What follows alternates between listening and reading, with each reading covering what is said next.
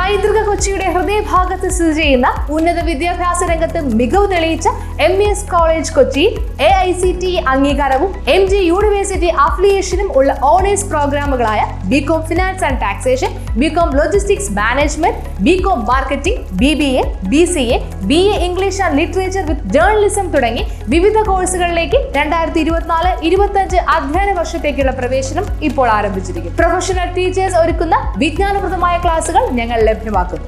യാതൊരുവിധ ഡൊണേഷനും സ്വീകരിക്കാത്ത ഈ college part 3 വിഷയങ്ങൾക്ക് 80% കൂടുതൽ മാർക്ക് നേടുന്ന വിദ്യാർത്ഥികൾക്ക് MES സ്കോളർഷിപ്പോട് കൂടിയ അഡ്മിഷൻ ഒരുക്കുന്നു.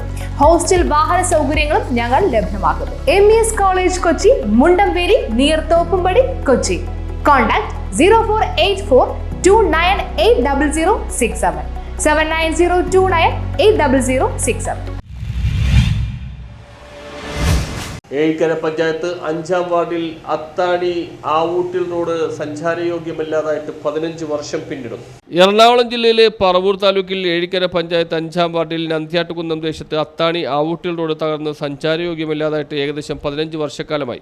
ഇതുമായി ബന്ധപ്പെട്ട് പറവൂർ MLAയോടും മേൽ അധികാരികളോടും പല പ്രാവശ്യം രേഖാമൂലവും നേരിട്ടും പരാതിപ്പെട്ടിരുന്നതാണ്. പറവൂരിൽ മുഖ്യമന്ത്രിയും മറ്റു മന്ത്രിമാരും നവകേരള സദസ്സിനായി വന്നപ്പോൾ ഈ കാര്യങ്ങളെല്ലാം പറഞ്ഞ അസോസിയേഷൻ പരാതി നൽകുകയും പരാതിക്ക് കിട്ടിയ മറുപടിയിൽ പഞ്ചായത്തിൽ ഫണ്ടില്ല, മറ്റു പദ്ധതികളൊന്നും ഉൾപ്പെടുത്തിയിട്ടില്ല എന്നുമാണ്. ഇന്നുവരെ ഇവിടുത്തെ ഒരു ഭരണാധികാരികളും പല രീതിയിലും നമ്മൾ നിവേദനങ്ങളിലൂടെയും മറ്റും നേരിട്ടും പറഞ്ഞു കഴിഞ്ഞിട്ട് പോലും ആവശ്യപ്പെട്ടിട്ട് പോലും ഇവരോട് തിരിഞ്ഞു നോക്കാൻ ഒരവസ്ഥയാണുള്ളത്.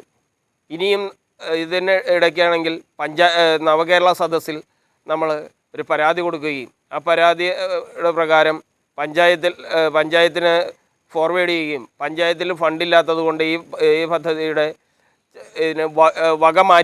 വകയിരുത്തിയിട്ടില്ല എന്നും പദ്ധതി അവരുടെ കണക്കിൽ വന്നിട്ടില്ല എന്നുള്ള രീതിയിലാണ് ഒരു മറുപടി നമുക്ക് കിട്ടും. ഒഴുക്കനായ ഒരു മറുപടിയാണ് നമുക്ക്. നാളെ വരെ റോഡ് നന്നാക്കാൻ യാതൊരുവിധ നടപടികളും ബന്ധപ്പെട്ടവർ എടുത്തിട്ടില്ല. റോഡിന്റെ ശോചനീയാവസ്ഥ കാരണം ഈ പ്രദേശത്ത് പ്രവർത്തിക്കുന്ന മഹാത്മാ റെസിഡൻസ് അസോസിയേഷൻ മുൻകൈയെടുത്ത് പഞ്ചായത്തിന്റെ അനുമതിയോടുകൂടി അസോസിയേഷൻ അംഗങ്ങളിൽ നിന്നും നാട്ടുകാരിൽ നിന്നും പണപ്പിരിവ് നടത്തി റോഡിലെ വലിയ കുഴികൾ താൽക്കാലികമായി അടയ്ക്കുകയുണ്ടായി.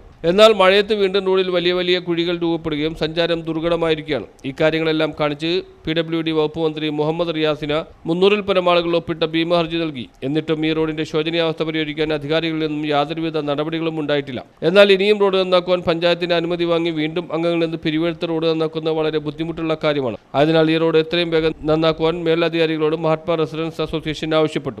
ഇല്ലാത്ത പക്ഷം ശക്തമായ പ്രതിഷേധ നടപടികളുമായി മുന്നോട്ട് പോകാൻ അസോസിയേഷൻ നിർബന്ധിതമാവുമെന്നും സായാഹ്ന ധർണ ഉദ്ഘാടനം ചെയ്തുകൊണ്ട് Paravur taluk residents association apex council president S. Rajan, Mahatma association secretary Usha Babuji, Patrick, Ezhikkara panchayat residents association committee secretary VV Madhusoodanan, association committee അംഗം മഹേഷൻ എന്നിവർ പറഞ്ഞു. ഉടമസ്ഥതയിലുള്ള റോഡാണ്, പഞ്ചായത്തിൻ്റെ ഉടമസ്ഥതയിലുള്ള റോഡാണ്. വർഷങ്ങളായി ഈ റോഡ് സഞ്ചാരയോഗ്യമാക്കാനുള്ള ശ്രമങ്ങൾ ഉണ്ടാകണമെന്ന് ആവശ്യപ്പെട്ടുകൊണ്ട് നിരവധി നിവേദനങ്ങൾ നിങ്ങൾ സമർപ്പിച്ചിട്ടും ആ നിവേദനങ്ങളുടെ നേരെ കണ്ണടച്ചിരിക്കുന്ന സംസ്ഥാന പഞ്ചായത്ത് അധികാര കേന്ദ്രങ്ങളെയാണ് നമുക്ക് കാണാൻ കഴിയുന്നത്.